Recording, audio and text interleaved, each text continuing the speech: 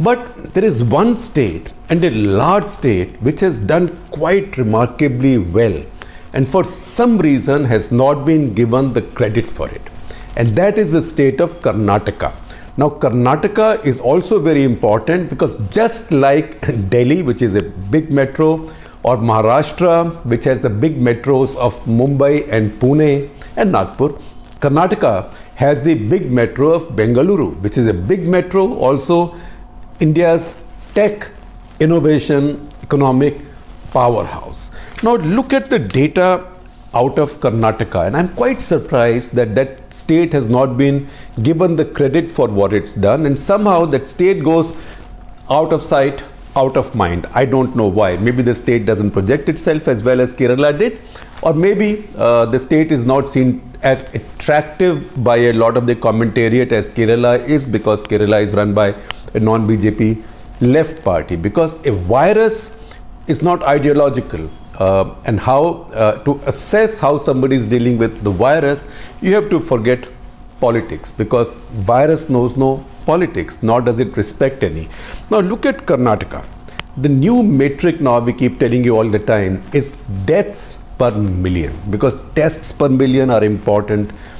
Case fatality rate is important, but that only depends on how many people you tested who turned out positive, of which how many died. So that will first depend on how many tests you are doing per million, then how many are turning out positive, and what percentage is dying. So that's complicated, and that might have been relevant in the early days, but now that you are almost in the stage, not 3 but stage 2.5 of this pandemic in India, you have to move to a new metric, which is fatalities or deaths per million of the population.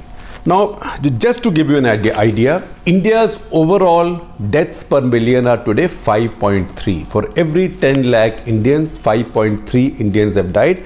This will keep going up because as every new Indian unfortunately dies, this percentage will go up.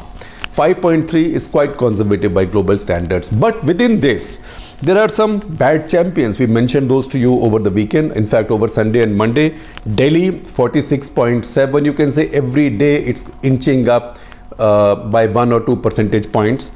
Maharashtra 26.7. Every day it's inching up by 1 or 2 percentage points. And Gujarat at 20.56. These are the 3 states which are driving up India's overall numbers. If they had followed the trend of other major states in India, India's overall numbers would also be about 3.5, 3.4 per million.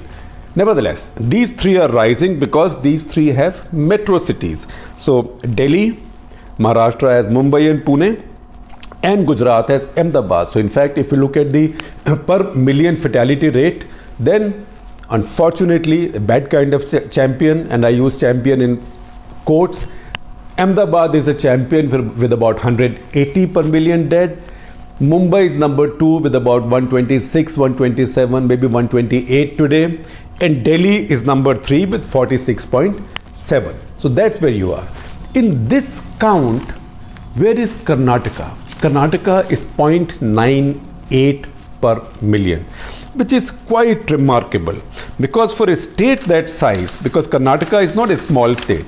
Now, Karnataka is a state of 6 crore 75 lakh people. So I treat Karnataka, Rajasthan, Gujarat approximately as the same size, because they send about the same number of MPs to national parliament. But Karnataka is 6 crore 75 lakhs, Gujarat 6 crore 38 lakhs, Tamil Nadu 7 crore 78 lakhs, Andhra Pradesh 5 crore 40 lakhs, Madhya Pradesh 8 crore 53 lakhs, Rajasthan 8 crore 10 lakhs. So let's put 1, 2, 3, 4, 5 states in the same ballpark and see the data. Karnataka deaths per million 0.98, but importantly tests per million 5820. 5,820.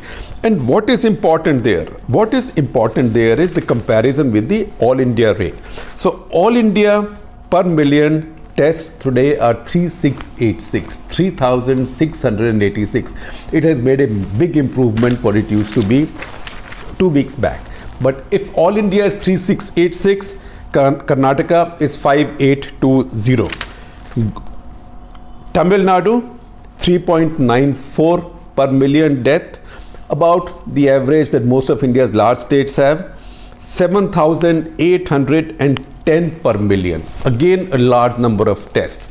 And remember, Tamil Nadu has the big metro of Chennai. In spite of that, and again, big cities like Coimbatore. So, what does it tell you?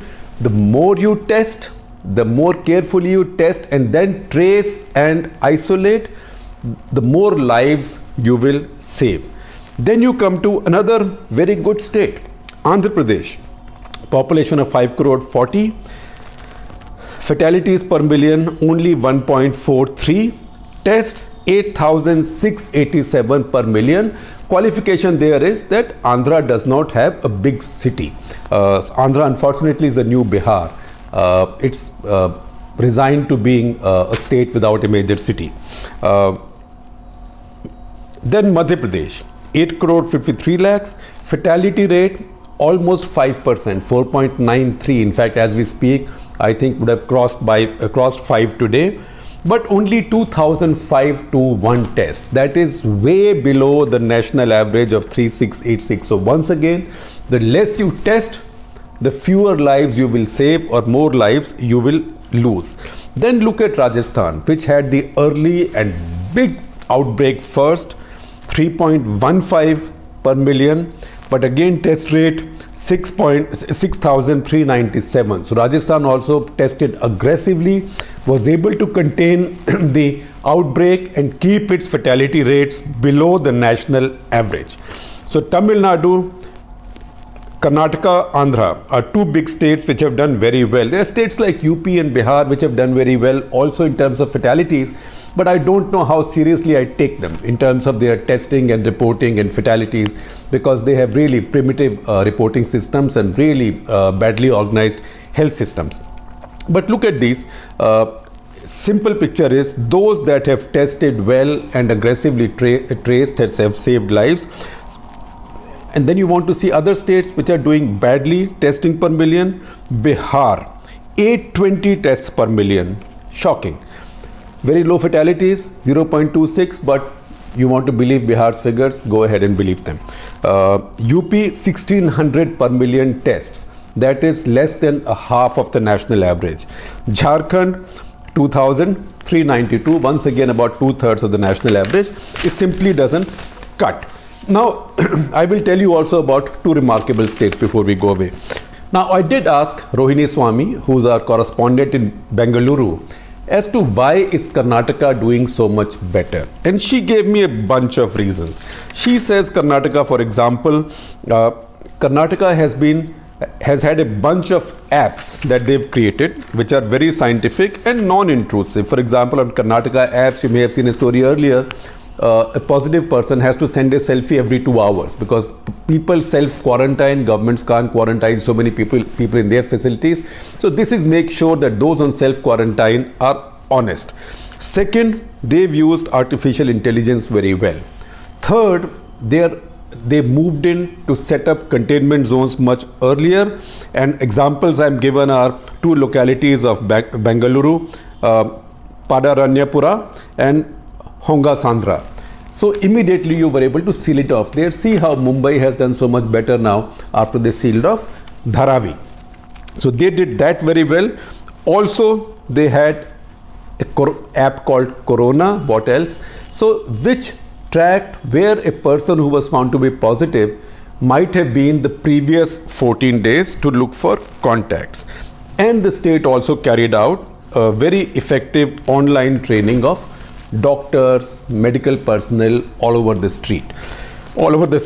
And the officers that I am told who've done a good job, there is Munish Mudgil, who's running the state war room, and Karnataka Chief Secretary T.M. Vijay Bhaskar, DGP Praveen Sood, they've all worked together.